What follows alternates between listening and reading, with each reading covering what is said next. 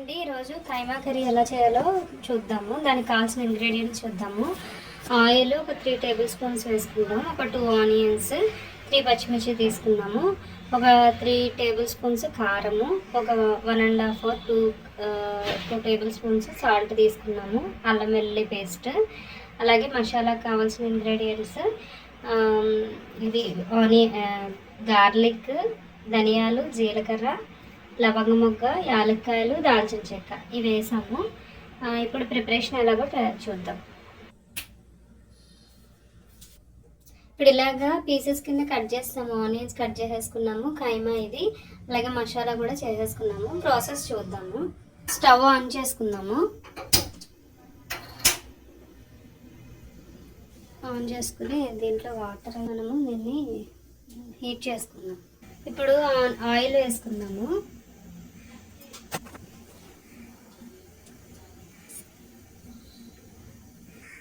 Oil కొంచెం కాగింది కదండి, కాగిన తర్వాత ఇప్పుడు ఆనియన్స్ వేసుకుందాం.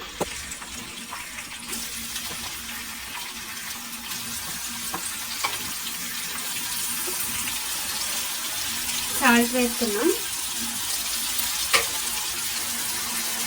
ఇప్పుడు కొంచెము పసుపు కూడా యాడ్ చేసుకున్నాం.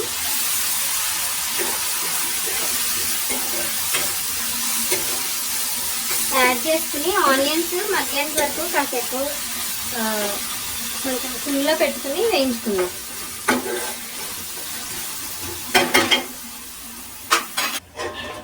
ఇప్పుడు ముద్ద తీసి చూస్తున్నాం. ఇందువరకు మగ్గలేదు. ఇలా అయింది కదా, కొంచెం మెత్తబడింది కదా ఆనియన్. ఇప్పుడు మనం అల్లం వెల్లుల్లి పేస్ట్ వేసుకుందాం.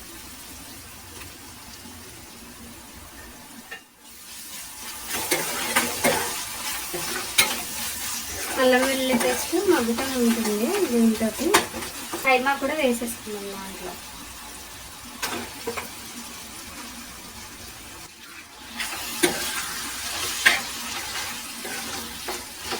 వేసేసుకుని ఇలాగా కాసేపు మగ్గనిద్దాం.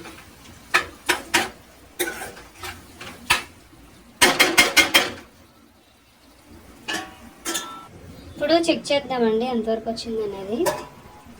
ఇలా కొంచెం వాటర్ వస్తున్నాయి కదా, వాటర్ వచ్చినప్పుడు ఇది కైమా ఉడుకుతూ ఉంది, వాటర్ వస్తుంది. దీంట్లో కారం కూడా వేసేద్దాం.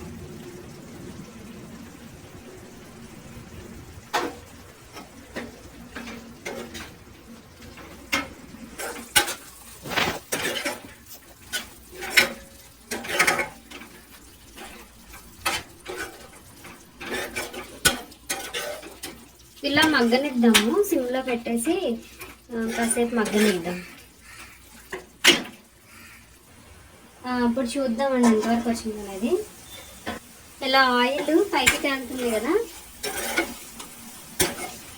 ఇప్పుడు మనము మసాలా వేద్దాము. మసాలా వేసి ఒక 10 minutes అలాగా మగ్గనిద్దాం, సిమ్లో మగ్గనిద్దాము. చూద్దామండి ఎంతవరకు వచ్చింది అన్నది.